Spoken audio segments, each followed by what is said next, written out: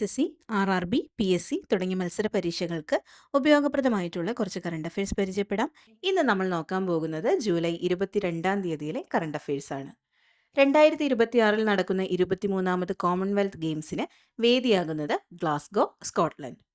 12 ദിവസം നീളുന്ന കായികോത്സവത്തിൽ ബ്രിട്ടനും ബ്രിട്ടന്റെ പഴയ കോളനി രാജ്യങ്ങളുമാണ് മത്സരിക്കുന്നത്. അടുത്ത കോമൺവെൽത്ത് ഗെയിംസ് 2030 വേദി ഇന്ത്യയാണ്.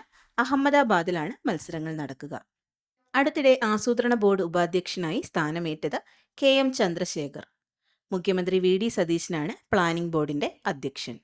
ദക്ഷിണേന്ത്യയിലെ എഴുത്തുകാരെയും ചലച്ചിത്ര നാടക പ്രവർത്തകരെയും ഒരുമിപ്പിക്കുന്ന സാഹിത്യോത്സവം Pampa, people for performing arts and more. South Indian writers ensemble ആണ് പമ്പ ഫെസ്റ്റിവൽ ഓഫ് ഡയലോഗ്സ് സംഘടിപ്പിക്കുന്നത്. ഇതിന്റെ വേദി ആലപ്പുഴ ജില്ലയിലെ ചെങ്ങന്നൂരാണ്. ലോകകപ്പ് ഹോക്കിക്കുള്ള ഇന്ത്യൻ ടീമിന്റെ നായകൻ ഹർമൻപ്രീത് സിംഗ്. ലോകകപ്പ് ഹോക്കിക്കുള്ള 20-അംഗ ഇന്ത്യൻ ടീമിനെ ഹർമൻപ്രീത് സിംഗ് ആണ് നയിക്കുന്നത്. പൂൾ ഡിയിലാണ് ഇന്ത്യ ഉൾപ്പെട്ടിരിക്കുന്നത്. ഇംഗ്ലണ്ട്, പാകിസ്ഥാൻ, വെയിൽസ് എന്നിവയാണ് ഈ പൂളിലെ മറ്റു ടീമുകൾ. കേരളത്തിൽ നിന്ന് ഭൗമസൂചിക പദവി ലഭിച്ച ഒരേയൊരു മാമ്പഴം കുറ്റ്യാട്ടൂർ മാങ്ങ. കണ്ണൂർ ജില്ലയിലെ കുറ്റ്യാട്ടൂർ ഗ്രാമത്തിൽ കൃഷി ചെയ്തു വരുന്ന ഈ മാങ്ങ നമ്പ്യാർ മാങ്ങ എന്നും അറിയപ്പെടുന്നു.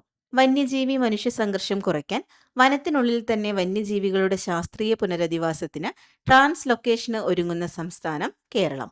ഒരിടത്ത് അമിതമായി കേന്ദ്രീകരിച്ചിട്ടുള്ള വന്യജീവികളെ അതേ ജീവിവർഗത്തിന്റെ എണ്ണം കുറവുള്ള അനുയോജ്യമായ വനമേഖലകളിലേക്ക് മാറ്റുന്ന പദ്ധതിയാണ് നടപ്പാക്കുന്നത്. വയനാട്ടിലാണ് ഈ പദ്ധതി നടപ്പാക്കുന്നത്. സിക്കിമിൽ തുരങ്കം തകർന്നുണ്ടായ മീഥെയ്ൻ വാതക സ്ഫോടനവുമായി ബന്ധപ്പെട്ട ജലവൈദ്യുത പദ്ധതി ടീസ്റ്റ ജലവൈദ്യുത പദ്ധതി. ടീസ്റ്റ ജലവൈദ്യുത പദ്ധതിയുടെ ഭാഗമായി തുരങ്കം നിർമ്മിക്കുന്നതിനിടയിലാണ് മീഥെയ്ൻ വാതക സ്ഫോടനം ഉണ്ടായത്. ഈ പദ്ധതിയുടെ നിർമ്മാണ ചുമതല NHPCക്കാണ്. പൈതൃക റെയിൽവേ പാതകളിൽ മലിനീകരണം കുറയ്ക്കുന്നതിന്റെ ഭാഗമായി നീരാവി മാത്രം പുറത്തുവിട്ടുള്ള ഹൈഡ്രജൻ ട്രെയിനുകൾ ഓടിക്കാൻ റെയിൽവേ തിരഞ്ഞെടുത്തിട്ടുള്ള സ്ഥലങ്ങൾ ഊട്ടി, ഡാർജിലിംഗ്, കാൽക്കാശീല എന്നിവ ഉൾപ്പെടെ 30-ലേറെ ഇവിടങ്ങളിൽ ഭൂപ്രകൃതിയുടെ സവിശേഷത മൂലം ട്രാക്ക് വികസനം നടക്കില്ല. നിലവിൽ ഇവിടെ ഓടുന്ന ട്രെയിനുകൾ കനത്ത പരിസ്ഥിതി മലിനീകരണം ഉണ്ടാക്കുന്നു. ഇതിന് പരിഹാരമായാണ് നീരാവി മാത്രം പുറത്തുവിടുന്ന ഹൈഡ്രജൻ ട്രെയിനുകൾ പരിഗണിക്കുന്നത്. അടുത്തിടെ അവിശ്വാസ പ്രമേയത്തിലൂടെ പുറത്തായ ഇന്ത്യയിലെ ഏറ്റവും പ്രായം കുറഞ്ഞ നഗരസഭാ അധ്യക്ഷ ദിയ ബിനു പുളിക്കക്കണ്ടം.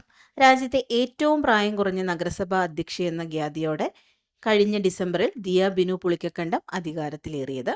സ്ഥാനമേൽക്കുമ്പോൾ 21 വർഷവും 11 മാസവുമായിരുന്നു പ്രായം. പാലാ നഗരസഭാ അധ്യക്ഷയായിരുന്നു ദിയ ബിനു. ഇതുപോലുള്ള കറണ്ട് അഫയേഴ്സിനായി ചാനൽ ഫോളോ ചെയ്യുക. Thank you.